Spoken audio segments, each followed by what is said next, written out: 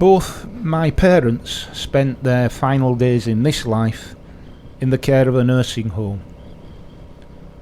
Notwithstanding the obvious caring approach of the staff in both of these places, I have remained occasionally troubled over the years with thoughts of how that must have been for them. My old man had to be taken into nursing care due to physical deterioration. His mind was still sharp, but the ravages of 80 years of life, 5 of them at war in the Far East, combined with the onset of severe arterial sclerosis, no doubt as a result of many decades of smoking strong cigarettes, all rendered him eventually wheelchair bound and doubly incontinent. But his greatest pain, I have no doubt, was the mental anguish of being institutionalised. The loss of his physical mobility was as nothing compared to the loss of his liberty. Stripped of all agency and of all dignity in those final years, no amount of family visits could rekindle the sparkle once seen so clearly in his green eyes. Leaving after a visit to the home became tortuous for us. I was his only son, and I know that he was proud of my achievements, but every time I left him there, his gaze lowered to the floor. A profound aura of sadness descended upon him, and I could not shake off a sense of betrayal and abandonment intruding upon his every thought and mine.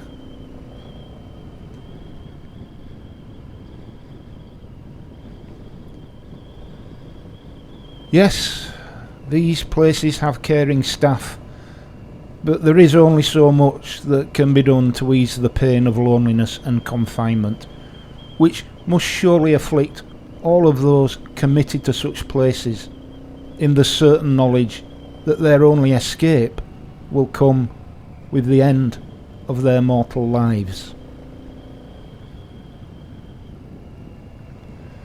My father passed away in late October of 1999 at the age of 84, after spending just over 2 years in the nursing home. Some might say 84, a good innings, but I know well that he would have much preferred a shorter one with a better ending. That he did not live to see the transition into a new millennium, I regard as a blessing, both for him and his suffering, but now too for me, as I would not want his life to be defined by any part of it, however small, having been spent in this broken, dysfunctional, uncaring 21st century world, where hatred shapes a new lingua franca, where derision and animosity comes to so many mouths without a moment for rational thought or mutual respect.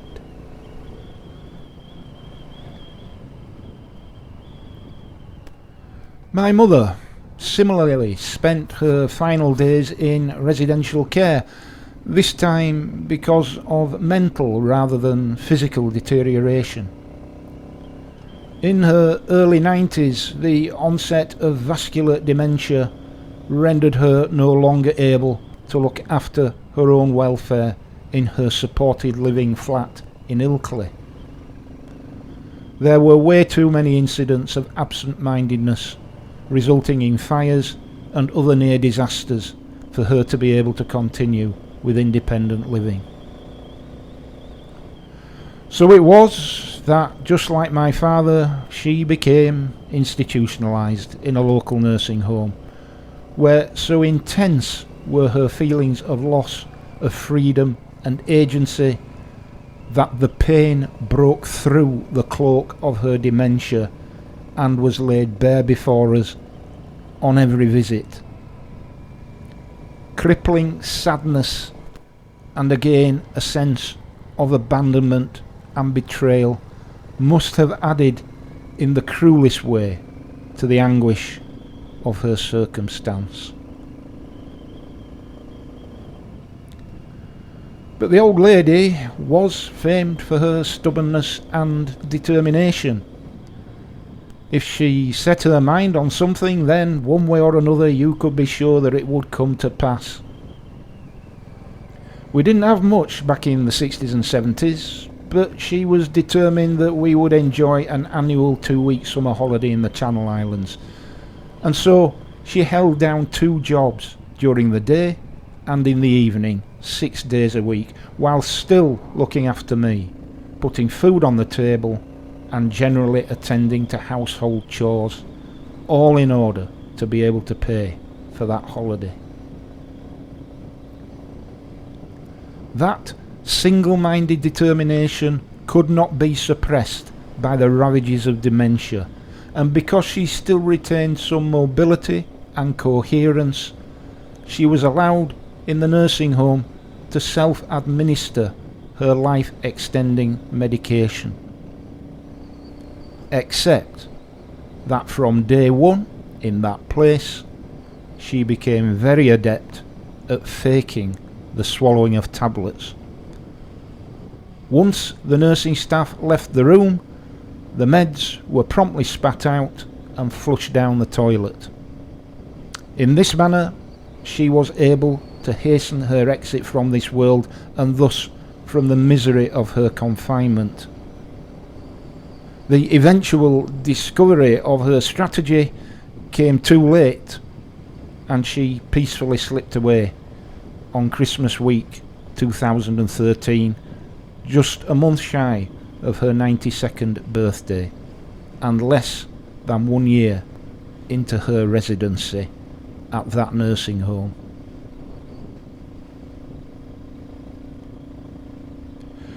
Now, in my early 60s, I find myself thinking more and more about how to avoid the abject misery endured by my parents when it comes to those final days.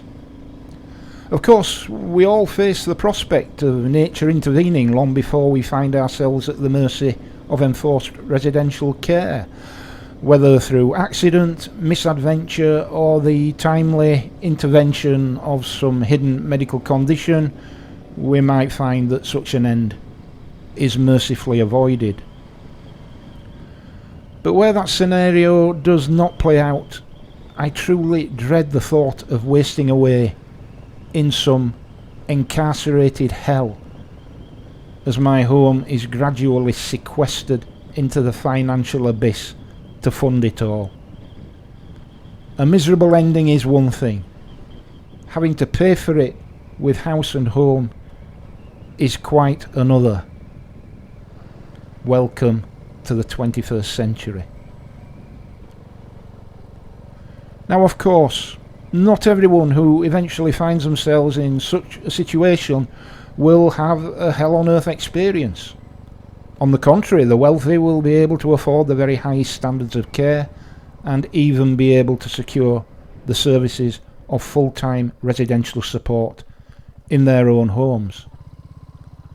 But the vast majority of us will not be so lucky.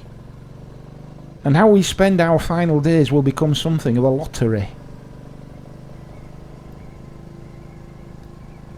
Now you might ask, and with some justification, with what authority do I speak of these things over and above my experience with my own parents?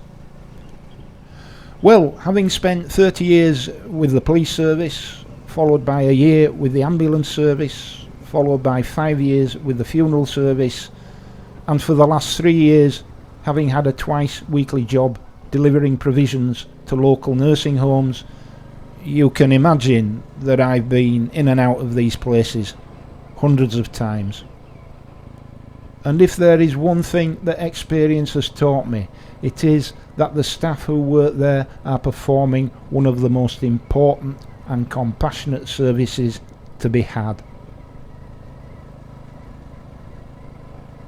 I despair when I hear in some quarters that what should happen is for people who are currently unemployed and in receipt of benefits to be pressed into service in the care industry on pain of losing those benefits.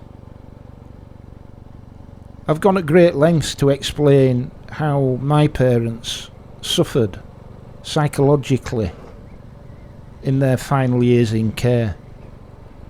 Imagine throwing into that mix staff who have no interest in being there, who resent having to take up that kind of work.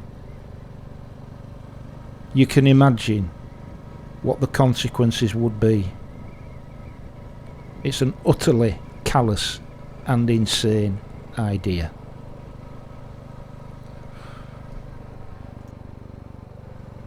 When my old man finally passed away in the very small hours, it was a member of the nursing home staff who held his hand. I remember she was a wonderful lady, caring, compassionate, non-judgmental, and absolutely committed to her work. I don't think it would have mattered one bit to Dad that she was from a foreign land. Ultimately, when you're about to shake off this mortal coil, any human of any variety who can be with you to comfort you in your passing is nothing short of a saint.